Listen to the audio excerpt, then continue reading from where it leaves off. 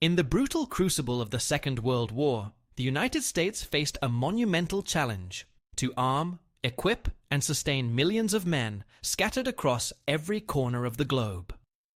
Among the most critical questions was one that would shape the future of warfare: how to ensure that every soldier carried a weapon capable of delivering overwhelming firepower.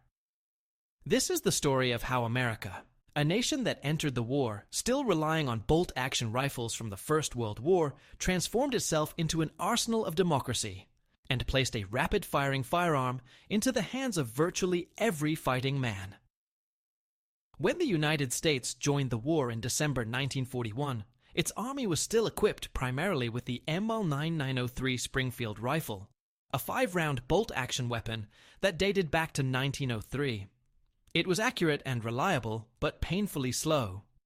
In the swirling chaos of modern mechanized combat, where German soldiers wielded the semi-automatic Gewehr 43 and Soviet troops unleashed torrents of fire from PPSH-41 submachine guns, the Springfield was already obsolete.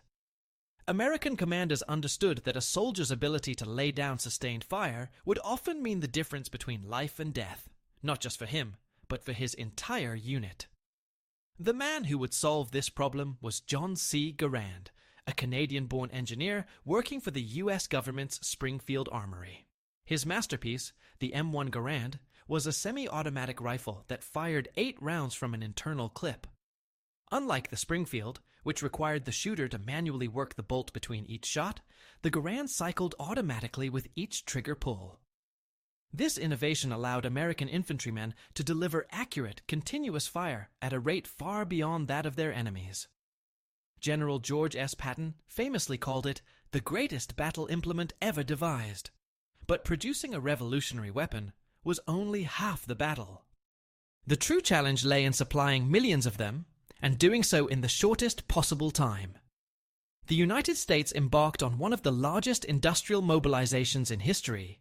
Factories that once built cars, sewing machines, and typewriters were converted to produce rifles, ammunition, and submachine guns. Springfield Armory and Winchester Repeating Arms led production of the M1 Garand, but dozens of subcontractors provided barrels, triggers, and other components. By the end of the war, more than 5.4 million Garands had rolled off the assembly lines. Still, the Garand was not the only firearm the U.S. military sought to place in a soldier's hands. Different combat roles required different tools. Submachine guns, which fired pistol cartridges at high rates of fire, were essential for close-quarters fighting in urban environments, jungles, and trench systems. The Thompson submachine gun, the infamous Tommy gun of Prohibition-era gangsters, was adapted for military use as the M1928A1, and later the simplified M1A1. Firing .45 ACP rounds from a 30-round magazine, it gave American paratroopers, tank crews, and assault troops a devastating edge in short-range engagements. Yet the Thompson had a major drawback. It was expensive and time-consuming to produce. Early versions cost more than $200 per unit, the equivalent of several $1,000s today. As America's involvement in the war deepened, demand for a cheaper, simpler alternative skyrocketed. The solution was the M3 grease gun, a crude but effective weapon made from stamped sheet metal. Costing just $20 per unit and weighing barely 8 pounds, it became the standard issue for armored vehicle crews and support troops. Meanwhile, another weapon was quietly revolutionizing infantry tactics, the M1 Carbine. Designed as a lightweight, intermediate-caliber weapon, it filled the gap between a pistol and a full-power rifle. The Carbine's 15-round magazine, low recoil, and compact design made it ideal for officers, paratroopers, and rear-area personnel who still needed a firearm, but not the weight or range of a full rifle. More than 6 million carbines were produced, making it the most widely manufactured U.S. firearm of the war. All of this required an unprecedented logistical effort. The United States not only had to produce weapons, but also deliver them to troops stationed in Europe, Africa, the Pacific, and beyond. This meant creating a global supply chain spanning thousands of miles of ocean, hundreds of ports, and countless rail lines. Wooden crates filled with M1 Garands, Thompsons, and Carbines were shipped across the Atlantic in convoys guarded by destroyers and aircraft, unloaded in British ports, and sent by train to staging areas in southern England, where they would be issued to soldiers preparing for D-Day. In the Pacific, the logistical challenges were even more daunting. Firearms had to be shipped thousands of miles across the ocean to small remote islands where they would be used in brutal jungle fighting. Many weapons were airdropped directly into combat zones or ferried ashore by landing craft during amphibious assaults. The U.S. Navy and Merchant Marine became lifelines for frontline units, ensuring that replacements, spare parts, and ammunition never stopped flowing. The result of this monumental effort was a fighting force unlike any the world had seen. By 1945, virtually every American infantryman carried a semi-automatic or automatic firearm. No other major power could make the same claim. German troops still relied heavily on bolt-action Mausers, while Japanese soldiers often carried rifles based on designs from the early 20th century. Even the Soviets, though equipped with effective submachine guns, struggled to arm every soldier with one. America's industrial capacity had made the difference, turning its soldiers into some of the most heavily armed warriors on Earth. The lessons learned in World War II would shape U.S. military doctrine for decades to come. The belief that every soldier should possess rapid-fire capability became a cornerstone of American strategy. In Korea and Vietnam, new weapons like the M14 and M16 continued this tradition, combining high rates of fire with portability and precision. The same logistical principles that armed millions in World War II evolved into the sophisticated supply networks that sustain U.S. forces around the globe today. But beyond the factories, the convoys, and the weapons themselves, there was a deeper significance to America's decision to arm every soldier. It reflected a uniquely democratic approach to warfare, one that valued the individual fighting man not just as a cog in a vast machine, but as an empowered combatant capable of shaping the battlefield.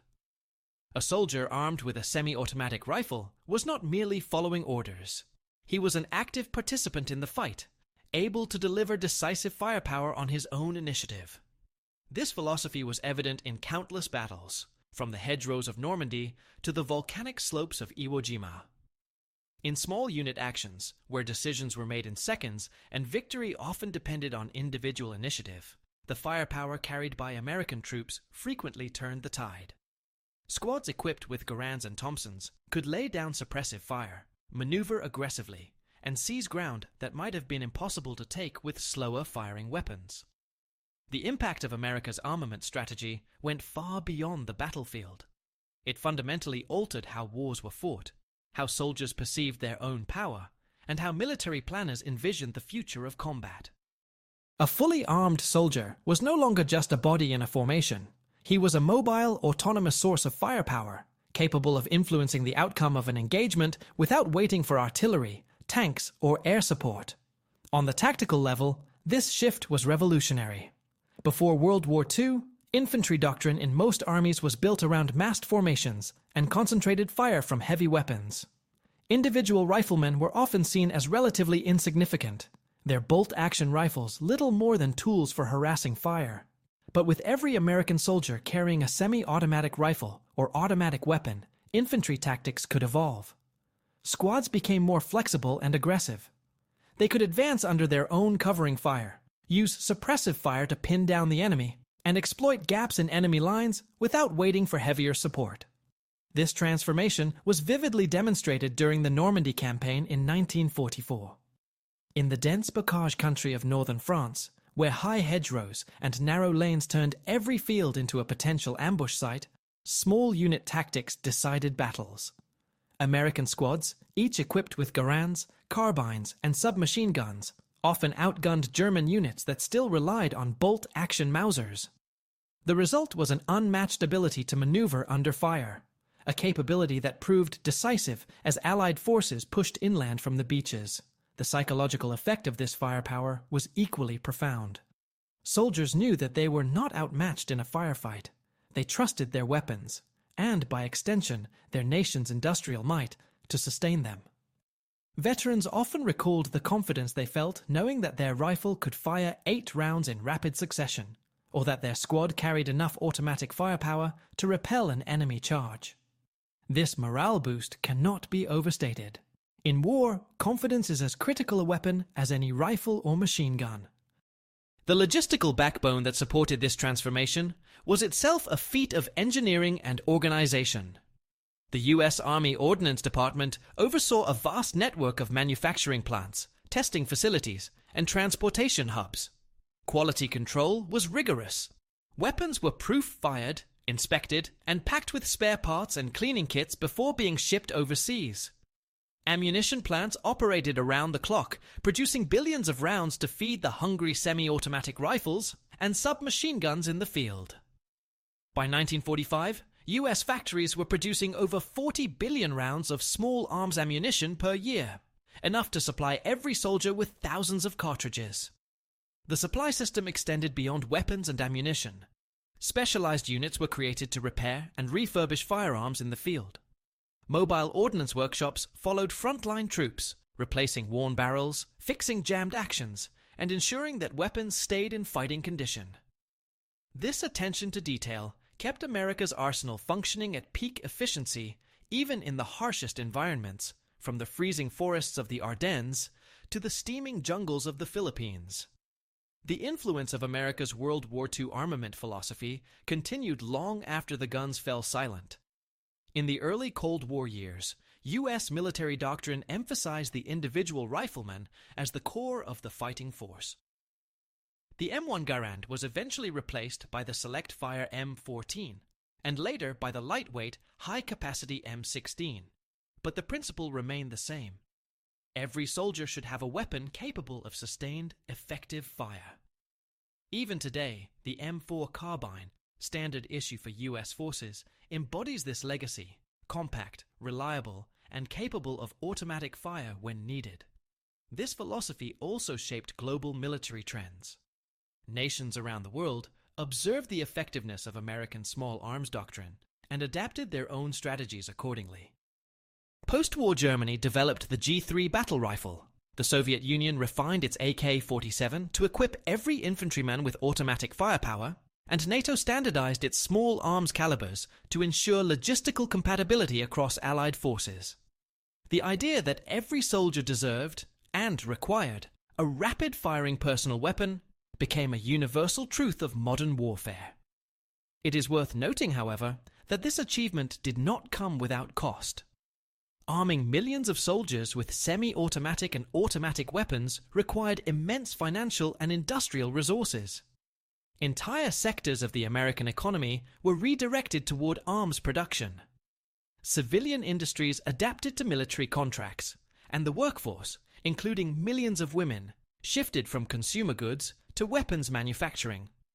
This total war mobilization fundamentally transformed American society, creating a military-industrial complex that would remain a powerful force in the nation's political and economic life for decades.